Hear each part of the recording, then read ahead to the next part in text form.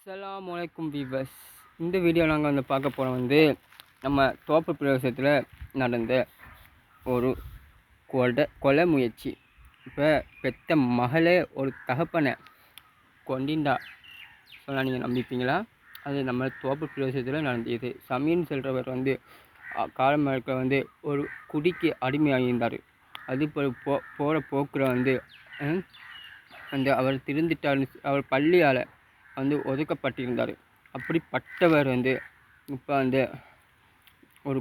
ஒரு குறிப்பிட்ட காலத்தில் நான் திருந்திட்டேன், இனிமேல் இந்த மாதிரி வேலைகளை செய்ய மாட்டேன்னு சொல்லி திரும்பி பள்ளிக்குள்ளே ஆஜராகி பதிவு பண்ணி இருந்தார். அப்படியே கொஞ்ச நாள் போகிற நேரத்துக்கு அவரை மூத்த மகள் திருமணம் முடித்து 30 திட்டம் அதுக்குள்ளே போய்க்கிறாங்க.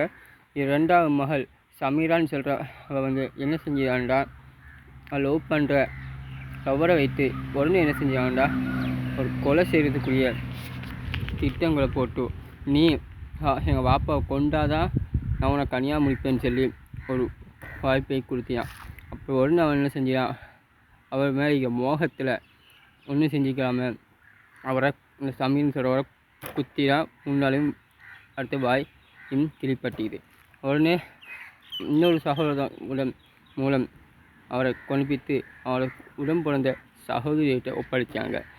சகோதரி ஆர்ப்பாட்டம் பண்ணியாங்க. அதுக்கு பின்னால் அவங்கள ஹாஸ்பிட்டலுக்கு கொண்டுபித்து டெகர் பண்ணி அவங்கள வீட்டுக்கு திரும்பி கூட்டின்னு வந்தேன்னு சொல்லி ஒரு தகவல் வந்தது. அதுவே அவருக்கு ஒரு ஆபத்தும் இல்லை. ஆனால் அந்த பெத்த மகளால் சூரியத்தை பாருங்க, பெத்த தகப்பனே கொள்கிற அளவுக்கு போய்க்குது. அந்த விஷயத்த உங்களுக்கு தெரிப்படுவ சொல்ல தான் நான் அந்த வீடியோ போட்டேன், தவிர அந்த ஆளுக்கு உயிருக்கு எந்த ஒரு ஆபத்தும் இல்லை. அது நான் உங்களுக்கு சொல்லிக்கிறேன். அதுக்கு பின்னால் என்ன நடந்திருந்தால், போலீஸார் அவங்கள கைது பண்ணினாங்களா இல்லையாண்டு இதுவரை ஒரு தகவல் கிடைக்கல. மேற்கொண்டு ஒரு தகவலுமே நம்ம சேனலில் இதுவரை கிடைக்கல. எப்படியும் 2 பேரும் கைது பட்டிருப்பாங்கன்னு தான் என் உள் மனசு சொல்லுதோ. ஆண்டா கைது பண்ணினாங்களா இல்லையாண்டு இதுவரை இந்த தகவல் இன்னும் கிடைக்கல. யாரும் இதுவரை கதைக்கவும் இல்லை.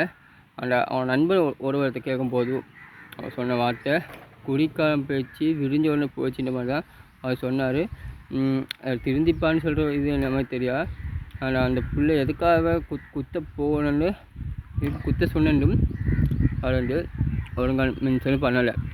ஆண்டா அவரை கருத்து வருங்காட்டியும் அவர் திருந்திக்க மாட்டார்டா அவர் நண்பன்ற கருத்தாகவும் இருந்துச்சு. அதுக்கு பிறகு மேற்கொண்ட கருத்துக்களை தெரிந்து உங்களுக்கு அப்டேட் பண்ண வரை நான் உங்கள் ஃபஸ்ட்லோ. அஸ்ஸலாமு அலைக்கும்.